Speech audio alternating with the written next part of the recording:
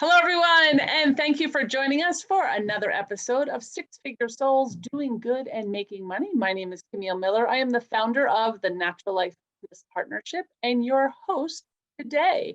The Natural Life Business Partnership is a global community for soul-centered entrepreneurs, and we bring you this summit to highlight those that have broken through that six-figure barrier and really live a true, authentic self. They're having a business that is completely authentic to who they are, and they're staying in their truth.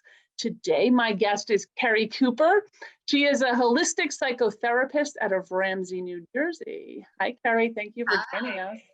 Thank you for having me. I'm so excited to have you on for so many reasons, but because I have witnessed your growth. Yes, you definitely have. Absolutely. Yeah. So I think when you said, I'll interview for the summit, I was just like, oh my gosh, yes, that's so awesome.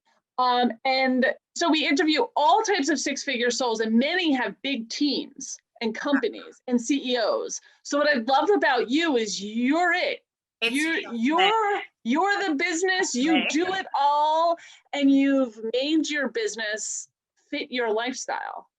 So that's kind of what I want to talk about. So I don't know, 2-3 years ago you joined us? 4? I have no idea. It was, I think 3 years ago, actually, this January, I joined the Natural Life Business Partnership because I was at this crossroad of, am I going to kind of have like a hobby on the side of my business? Or now that my youngest child is going to be going off to kindergarten soon, do I really see what I can make of this?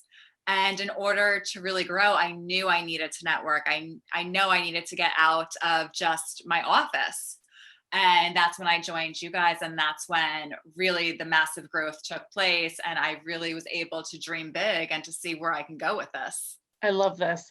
And so last year, during our challenge, you're the one who started actually making those one-on-one calls and the networking and building yourself by having those conversations with other people. Yes. And that was a huge growth. It's a huge growth. It's letting people know that you're out there, but it's also learning who else is out there. Now I have this fantastic network that I'm able to refer other people to. And, it's like building your tribe. You need so many people around you to really be successful. Right.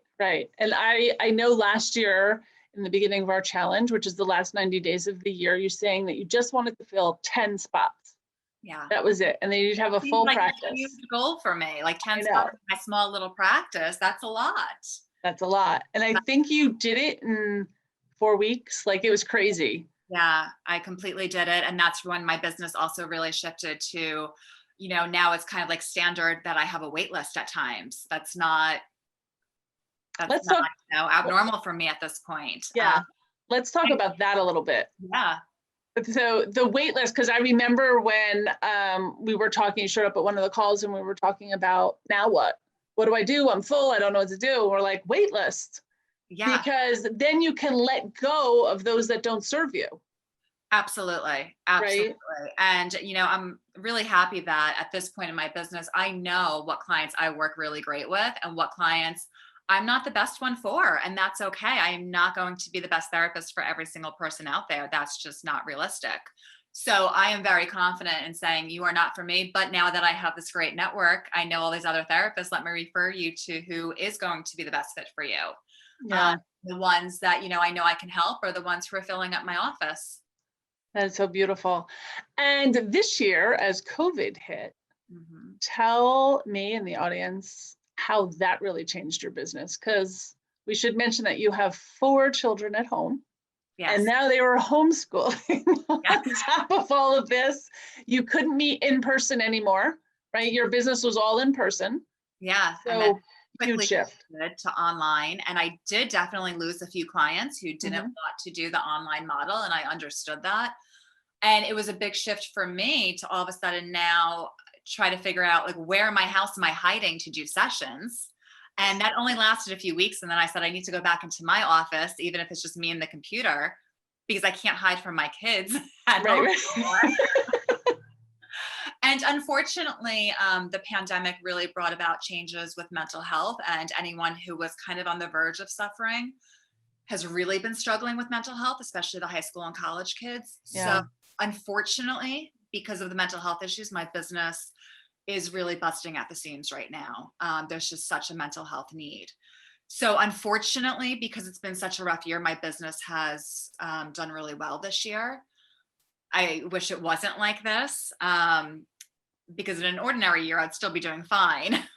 But Right, it's been an extra special challenge of then having 4 children at home and trying to figure out how to work around their schedule and put in my own boundaries. That way I'm not burning out either. This has also been a huge hit for mental health professionals. Yes. Yeah.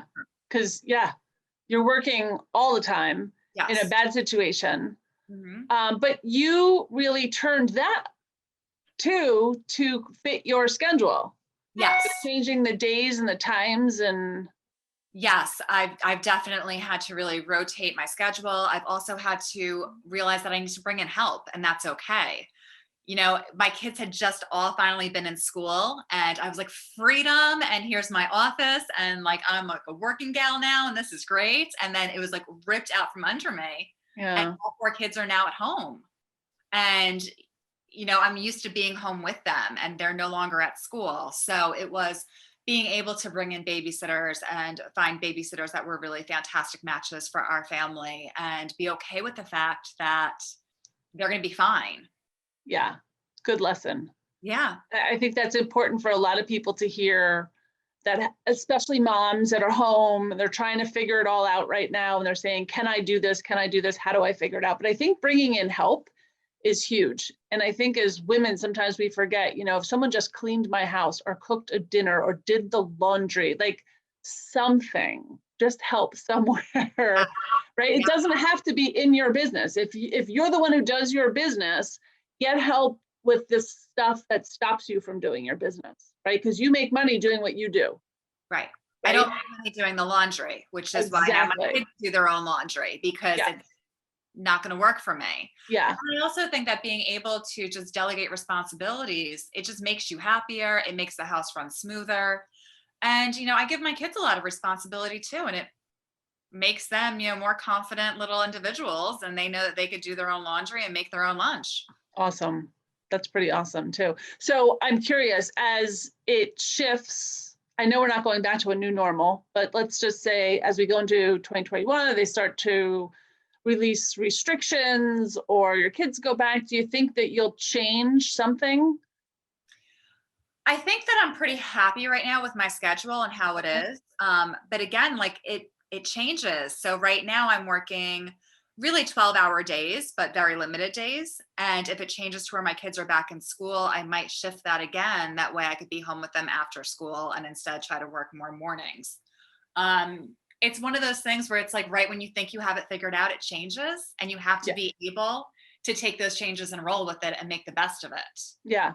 I honestly think that is what makes an entrepreneur: adaptation. Yeah. Like being able to adapt quickly.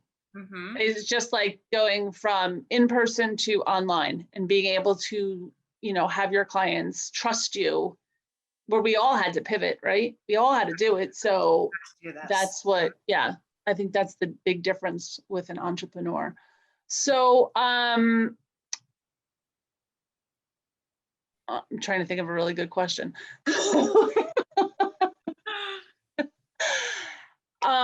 Tell me, like, along the way, these last few years, how long have you been in practice? 8 years. 8 years. So along the way, what are some barriers or a learning experience that you had, or something that really didn't always go well? Because I think that's important to point out for people that are trying to build practices. Right. There's roadblocks along the way, and everyone is not just successful. Right. No, there are definitely roadblocks. And I think one of the biggest roadblocks I came up against was this perception that because I'm in the helping field, I just shouldn't be able to make a good living. Oh, beautiful.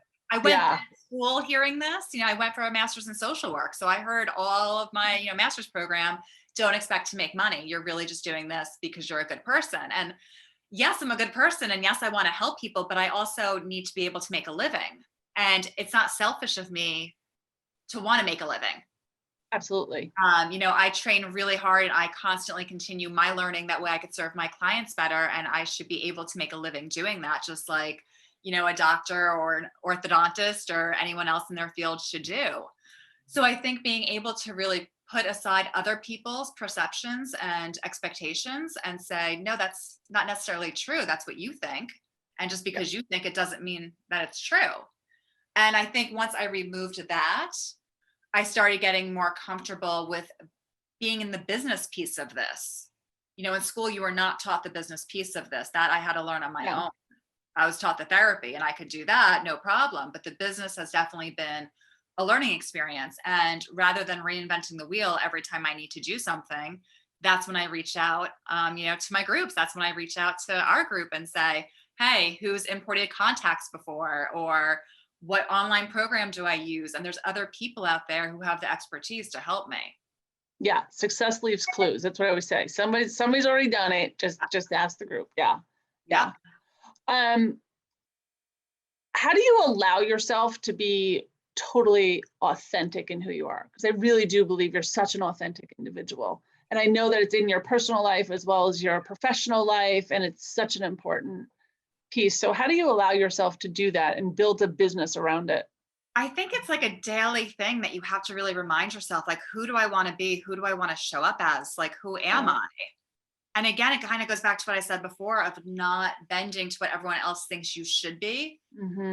And really knowing who you want to be and being able to express that every day. And being okay with people not always loving you and liking you. And that's okay. But I think it takes a while to get to that point to say, it's okay if I say no to volunteer opportunities at my kids' school because I know I do X, Y, and Z already, and I don't need to make everyone happy. And I know I need to spend, time on myself and my business. And really being okay with saying no and setting boundaries. And that's been, I think, a really big learning process for me and something that I think has paid off, immensely, that I work 12-hour days and I don't feel any type of burnout because the other days I don't do any work at all for my business. Yeah. At home with my kids. That's balance. Good balance. Yeah. Do you feel that there's like a purpose greater than yourself? Absolutely. When I come to work and I'm able to talk somebody down off the ledge or to be able to really transform their life, it's bigger than me, what's happening in this office. And it makes me excited to come to work every day. And I know that it's just people's lives are changing and it's amazing. It's amazing to watch. That's beautiful. Do you think during COVID, I'm just curious, during COVID, has it been more impactful for you? Have you learned something new during this time? I've learned so much during this time. Good, bad, and everything. I think one of the things I've really learned during this time is just how important, social interaction and connection truly is. And that if somebody has no one out there, they're potentially coming into this office and I'm the only one that they're talking to. Right. And I think sometimes, as therapists, we just go about our day and forget what an impact we truly do have on people's lives. That's beautiful. What do you think a core value is for you? I think being able to just be truthful at all times to myself and to others. Okay. I think that's something that my clients have appreciated when they come into my office, that they know I'm going to speak the truth. And it kind of makes me, a little bit unique in their lives as well. And I think for myself, just always thinking like, is this who I truly am? Am I being true to myself? Yeah, beautiful. So what do you think is next for Keri Cooper? I definitely think that writing is on, my agenda, and I've been saying that for a really long time. That's kind of my next big goal, is that I want to be able to help more people than just who I could fit into my office at this point. And I think one of the ways to be able to do that is to really be writing and to getting, my message out there. Do you think there'll be a book? I would love for there to be a book. That's what it sounds like. Yeah, so it sounds like the makings of a book. Yeah, I'm putting that out there into the universe, that's something that I'm going to be working on. I love that. I love that. So anything else you want to share with the audience, just either about yourself, your business, you know, building, scaling things? I think one of the biggest things is just, you know, to not listen to other people's perceptions of what you should or shouldn't be doing, and to really be true to yourself and to do what your heart believes you should be doing.